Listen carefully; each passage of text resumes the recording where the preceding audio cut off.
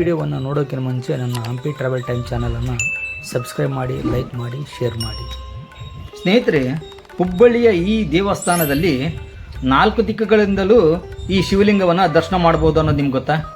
ಹೌದು ಸ್ನೇಹಿತರೆ, ಈ ದೇವಸ್ಥಾನದಲ್ಲಿ ಒಟ್ಟು 2 ಶಿವಲಿಂಗಗಳಿವೆ. ಆ ದೇವಸ್ಥಾನ ಬೇರೆ ಯಾವುದೂ ಅಲ್ಲ, ಹುಬ್ಬಳ್ಳಿಯ ಉಣಕಲ್ನಲ್ಲಿರುವ ಚಂದ್ರಮೌಳೇಶ್ವರ ದೇವಸ್ಥಾನ. ನಮಸ್ಕಾರ ಸ್ನೇಹಿತರೆ, ಹಂಪಿ ಟ್ರಾವೆಲ್ ಟೈಮ್ಗೆ ಸ್ವಾಗತ. ನಾನು ನಿಮ್ಮ ಪ್ರಕಾಶ್.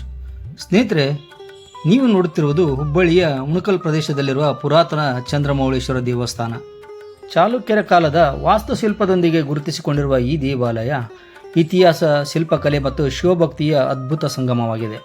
ಚಂದ್ರಮೌಳೇಶ್ವರ ದೇವಸ್ಥಾನವನ್ನು ಕಲ್ಯಾಣ ಚಾಲುಕ್ಯರ ಕಾಲದಲ್ಲಿ ನಿರ್ಮಿಸಲಾಗಿದೆ ಎಂದು ಹಲವು ಮೂಲಗಳು ಉಲ್ಲೇಖಿಸುತ್ತವೆ. ಸುಮಾರು 11ನೇ ಶತಮಾನದ ಅವಧಿಗೆ ಸೇರಿದ ಈ ದೇವಾಲಯದಲ್ಲಿ ಚಾಲುಕ್ಯರ ವಾಸ್ತುಶಿಲ್ಪಿಯ ಹಲವು ವೈಶಿಷ್ಟ್ಯಗಳನ್ನು ಕಾಣಬಹುದು. ಕಲ್ಲಿನಿಂದ ನಿರ್ಮಿಸಲಾದ ಗೋಡೆಗಳು, ಕಪ್ಪು ಗ್ರಾನೈಟ್ನ ಕಂಬಗಳು, ಸೂಕ್ಷ್ಮವಾದ ಶಿಲ್ಪ ಕೆತ್ತನೆಗಳು ಮತ್ತು ಸರಳತೆಯಲ್ಲಿ ಅದ್ಭುತ ಸೌಂದರ್ಯವನ್ನು ತೋರಿಸುವ ವಿನ್ಯಾಸ, ಇವೆಲ್ಲವೂ ಆ ಕಾಲದ ಶಿಲ್ಪಿಗಳ ಅಪಾರ ಪ್ರತಿಭೆಯನ್ನು ನಮಗೆ ಪರಿಚಯಿಸುತ್ತವೆ. ಈ ದೇವಸ್ಥಾನದ ಹೊರಭಾಗದಲ್ಲಿ ಹಾಗೂ ಗರ್ಭಗುಡಿಯಲ್ಲಿ ಒಟ್ಟು 4 ಬಾಗಿಲುಗಳಿವೆ. ಹೀಗಾಗಿ ನಾವು ಯಾವುದೇ ದಿಕ್ಕಿನಲ್ಲಿ ನಿಂತು ನೋಡಿದರೂ ಕೂಡ ಈ ದೇವಸ್ಥಾನದ ಶಿವಲಿಂಗವನ್ನು ನಾವು ನೋಡಬಹುದು. ಇಂತಹ ವಿನ್ಯಾಸವನ್ನು ನೋಡಿದಾಗ ದೇವಸ್ಥಾನದ ನಿರ್ಮಾಣದ ಹಿಂದಿರುವ ವಾಸ್ತುಶಿಲ್ಪದ ಚಿಂತನೆ ಎಷ್ಟು ಅದ್ಭುತವಾಗಿತ್ತು ಎಂಬುದು ಅರ್ಥವಾಗುತ್ತೆ. ಸ್ನೇಹಿತರೆ, ನೀವೀಗ ದೇವಸ್ಥಾನದ ಹೊರಭಾಗವನ್ನು ನೋಡ್ತಾ ಇದ್ದೀರಿ. ನೋಡಿ, ಎಷ್ಟೊಂದು ಅದ್ಭುತವಾಗಿ ಕೆತ್ತನೆಗಳನ್ನು ನಿರ್ಮಾಣ ಮಾಡಿದ್ದಾರೆ ಅಂತ. ಸುಂದರವಾದ ಕೆತ್ತನೆಗಳಿಂದ ನಿರ್ಮಾಣಗೊಂಡಿರುವ ಈ ಚಂದ್ರಮೌಳೇಶ್ವರ ದೇವಾಲಯ, ಬೆಳಕು ಮತ್ತು ಗಾಳಿಗಾಗಿ ಅದ್ಭುತವಾದ ಕಿಟಕಿಗಳನ್ನು ನಿರ್ಮಾಣ ಮಾಡಿದ್ದಾರೆ. ಅವುಗಳನ್ನು ನೀವಿಲ್ಲಿ ಗಮನಿಸಬಹುದು. ಸ್ನೇಹಿತರೆ, ದೇವಾಲಯದ ಪ್ರತಿಯೊಂದು ಕಲ್ಲಿನಲ್ಲೂ ಒಂದು ಕತೆ ಅಡಗಿರುವಂತೆ ಭಾಸವಾಗುತ್ತದೆ. ಕಂಬಗಳ ವಿನ್ಯಾಸ, ಕಲ್ಲಿನ ಜೋಡಣೆ, ಶಿಲ್ಪಗಳ ಸೂಕ್ಷ್ಮತೆ, ದೇವಾಲಯ ದಿಕ್ಕು ವಿನ್ಯಾಸ ಇವೆಲ್ಲವೂ ಸೇರಿ ಚಾಲುಕ್ಯರ ವಾಸ್ತುಶಿಲ್ಪದ ವಿಶಿಷ್ಟತೆಯನ್ನು ತೋರಿಸುತ್ತದೆ. ಇಲ್ಲಿ ದೊಡ್ಡದಾದ ಗೋಪುರ ಅಥವಾ ಅತಿಯಾದ ಅಲಂಕಾರಕ್ಕಿಂತ ಕಲ್ಲಿನ ಕೆಲಸದ ನಿಖರತೆ ಮತ್ತು ಶಿಲ್ಪಕಲೆಯೇ ಮುಖ್ಯ ಆಕರ್ಷಣೆಯಾಗಿದೆ. ಹಾಗಾಗಿಯೇ ಇಂತಹ ಪುರಾತನ ದೇವಾಲಯಗಳು ಕೇವಲ ಪೂಜಾ ಸ್ಥಳಗಳಲ್ಲ, ಅವು ನಮ್ಮ ಇತಿಹಾಸದ ಜೀವಂತ ದಾಖಲೆಗಳು. ಇಲ್ಲಿರುವ ಸೂಕ್ಷ್ಮ ಕೆತ್ತನೆಗಳನ್ನು ಗಮನಿಸಿ. ನೋಡಿ, ಎಷ್ಟೊಂದು ಅದ್ಭುತವಾಗಿವೆ ಈ ಶಿಲ್ಪಗಳು. ಒಂದೊಂದು ಅದ್ಭುತ ಅಂತಲೇ ಹೇಳ್ಬೋದು ಸ್ನೇಹಿತರೆ. ನೀವೀಗ ದೇವಸ್ಥಾನದ ಒಳನೋಟವನ್ನು ನೋಡ್ತಾ ಇದ್ದೀರಿ. ನಾನು ಹೋಗಿರುವಾಗ ಮಳೆ ಸಾಕಷ್ಟು ಬರ್ತಾಯಿತ್ತು. ಅದರಲ್ಲೇ ಈ ವಿಡಿಯೋ ತೆಗೆಯಲು ಸ್ವಲ್ಪ ಪ್ರಯತ್ನ ಪಟ್ಟಿದ್ದೇನೆ. ಇಲ್ಲಿ ನೀವು ಈಶ್ವರದ ಪಾಣಿವಾಟಿಯ ನೀರನ್ನು ಬರಲಿಕ್ಕೆ ಈ ರೀತಿ ವ್ಯವಸ್ಥೆ ಮಾಡಿದ್ದಾರೆ. ಅದನ್ನು ಕೂಡ ನೀವು ಗಮನಿಸ್ಬೋದು.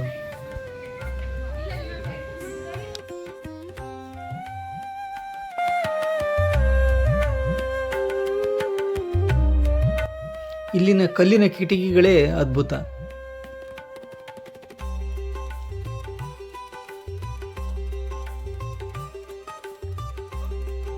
ಈ ದೇವಸ್ಥಾನವನ್ನು ಎಷ್ಟು ನೋಡಿದರೂ ಕಡಿಮೆ. ನೋಡಿ ಯಾವ ರೀತಿ ಇದೆ ಈ ದೇವಸ್ಥಾನ.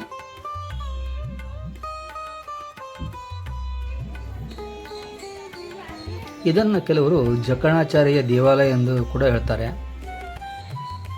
ನನಗೆ ತುಂಬ ಇಷ್ಟ ಆಗಿದ್ದು ಈ ದೇವಾಲಯವನ್ನು 4 ದಿಕ್ಕುಗಳಿಂದಲೂ ದರ್ಶನ ಮಾಡ್ಬೋದು ಅಂತ. ನೀವೀಗ ನಂದಿ ಮುಖಾಂತರ ನಾವು ಒಳಗಡೆ ಹೋಗ್ತಾ ಇದ್ದೀವಿ. ಒಟ್ಟು ಇಲ್ಲಿ 2 ನಂದಿಗಳಿವೆ. ಗರ್ಭಗುಡಿ ಹತ್ರ ಹೋಗ್ತಾ ಇದ್ದೀನಿ ನಾನೀಗ. ಸ್ನೇಹಿತರೆ, ನೀವೀಗ ನೋಡ್ತಾ ಇದ್ರಲ್ಲ, ಇದು ಚತುರ್ಮುಖ ಲಿಂಗ.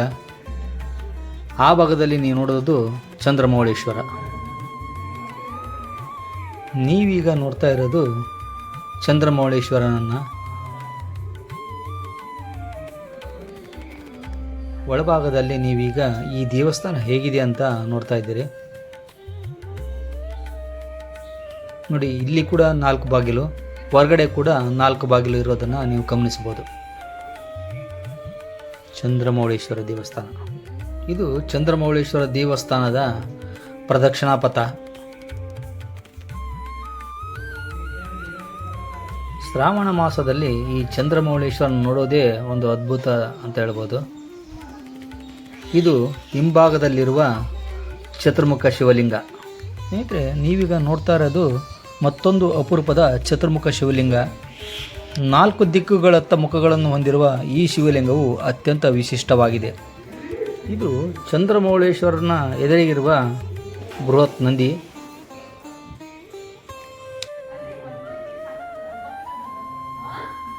ಚಂದ್ರಮೌಳೇಶ್ವರ. ಸ್ನೇಹಿತರೆ, ನೀವು ಕೂಡ ಈ ಶ್ರಾವಣ ಮಾಸದಲ್ಲಿ ತಪ್ಪದೇ ಈ ಶಿವಲಿಂಗವನ್ನು ದರ್ಶನ ಮಾಡಿ ಸ್ನೇಹಿತರೆ. ಅದು ಕೂಡ ಮುಖ್ಯವಾಗಿ ಇಲ್ಲಿರುವ ಚತುರ್ಮುಖ ಶಿವಲಿಂಗವನ್ನು. ಶಿವನ ವಿವಿಧ ರೂಪಗಳನ್ನು ಒಂದೇ ಶಿಲೆಯಲ್ಲಿ ಅಭಿವ್ಯಕ್ತಗೊಳಿಸಿರುವ ಈ ಶಿಲ್ಪ ಆ ಕಾಲದ ಶಿಲ್ಪಿಗಳ ಕಲ್ಪನೆ ಮತ್ತು ಕೆತ್ತನೆಯ ನೈಪುಣ್ಯವನ್ನು ನಮಗೆ ತೋರಿಸುತ್ತದೆ. ಸ್ನೇಹಿತರೆ, ಇದಾಗಿತ್ತು ಇಂದಿನ ವಿಶೇಷ ವಿಡಿಯೋ. 11ನೇ ಶತಮಾನದ ಹುಬ್ಬಳ್ಳಿಯ ಚಂದ್ರಮೌಳೇಶ್ವರ ದೇವಸ್ಥಾನ.